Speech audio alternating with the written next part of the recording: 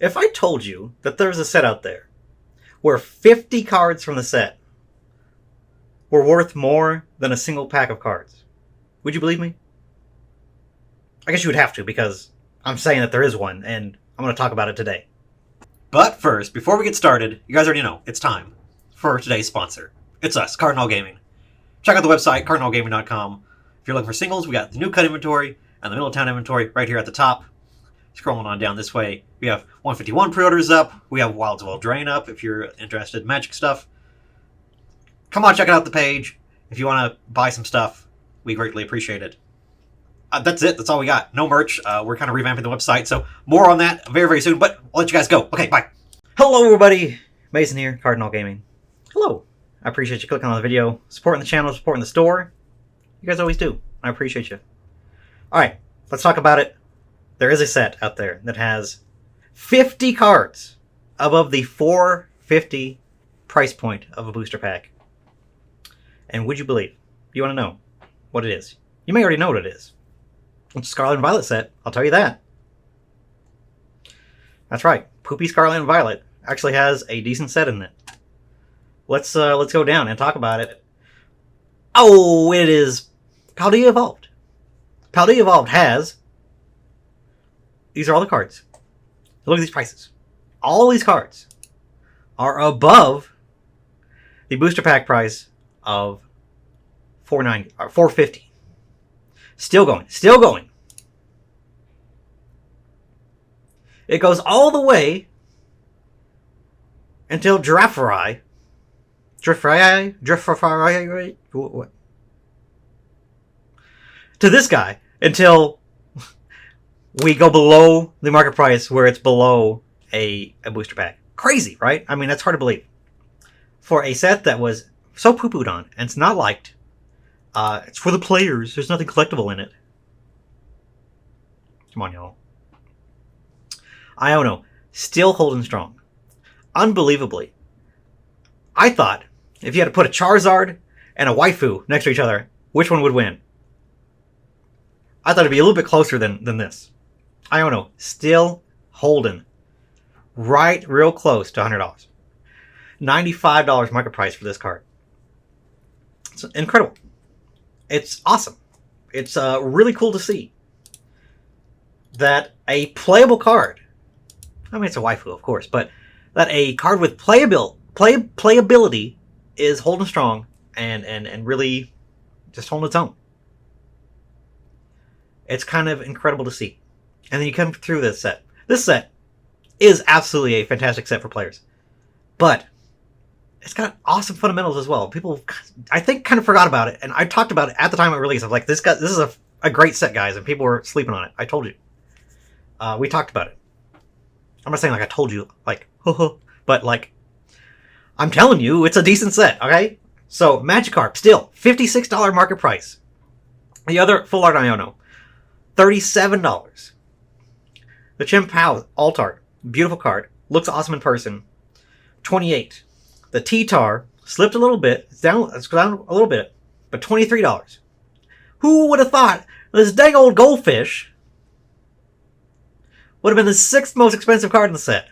It is a beautiful card. Man, this card hits in person. Oh man, the rays and the texturing, even on the English cards with texturing is crazy, I know, but like the rays that come through the water on that card looks fantastic. Awesome card. You got the Raichu, Tinkaton EX, which Tinkaton is a favorite from this gen. I will say that, and that they made this card competitive. It's not meta. It's not fantastic, but it is competitive, and you can play it. It helps out a lot, as well as it's just being a fan favorite from Gen 9. So that's cool to see. The Meowscarada, another deck that is competitive, not necessarily viable, but it is competitive. And I think the starters with a kind of storybook, where you have the Fuecoco and then the Skeledirge, and they're grocery shopping together. That's a really cool vibe. The entire evolutions of all of them just have a really cool, neat story to them. Squawkabilly coming in strong, $12 for this little bad boy. Good card, going to be even better as the set and the standard play continues. It's going to be even better. Excalibur, also in a very good playable deck. Super strong with $12 for that. It's just a regular supporter Pokemon from a set. It's not even a main attacker. It's just a supportive guy. Being $12 for his art rare is kind of cool. Kind of cool to see. But just, again, like, this set is rock solid. Like, this is a fantastic set. Has everything you'd want in it. Has awesome arts and specialty rares. Sorry, my cameras, or my internet, I guess, or my computer's taking a dump. Not rendering these pictures. Don't know what's happening there.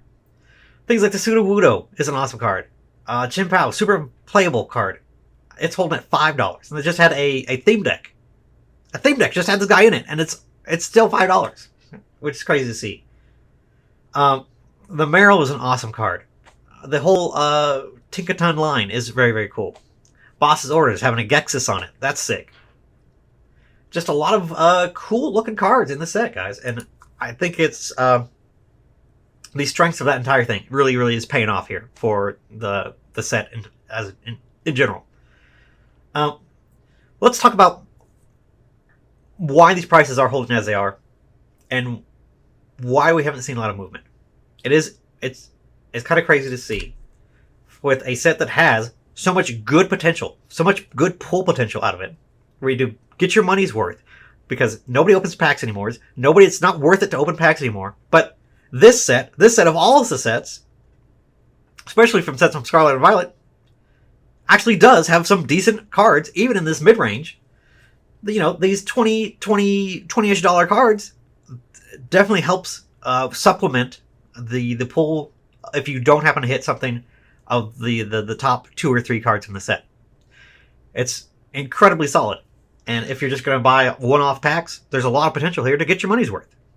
So, you know, you see Scarlet and Violet in the toilet, Obsidian Flames. I think the SIR Charizard is like $75 right now. It's among all the other stuff out there. Paldea Evolve is holding and apparently not being opened, but the singles are still very much sought after. And we are seeing on the back of Worlds now, and we're seeing people that maybe wanted to play the game, or maybe potentially thought about playing the game. We have these Ionos and other things, and these other cards that are extremely playable, extremely needed in these decks. There's just a lot of meat in this set that people are going to want and build decks with. So I think that helps out a lot. We just had that recent cartoon, the little short series, the mini series of, I think it's called Path to the Peak, with the TCG in it. I think that might help as well. People just, in general, wanting to play the game. I think it's really cool. So, Paldea Evolve is just kind of defying the odds a little bit and trying to buck the trend of Scarlet and Violet not being worth it to open, and things just not being rare or scarce or holding value, because clearly they are. These holding really, really strong. So let's go and dive a little bit deeper and see what we got, and see if we can spot anything going on. Let's see.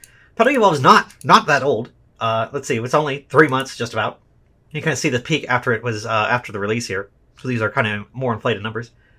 But let's look at even like a month where this card was holding pretty stable.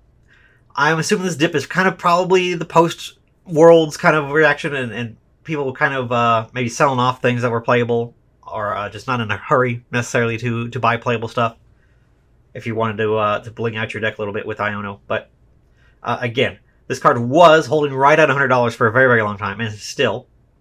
And if you look at the last sold, selling above the market price here. So it is fluctuating in and out of that price range.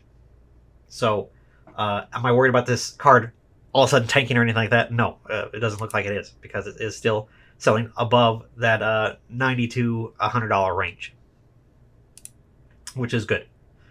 Let's flip over to this card, this little goofy card, the Magic card. Awesome card.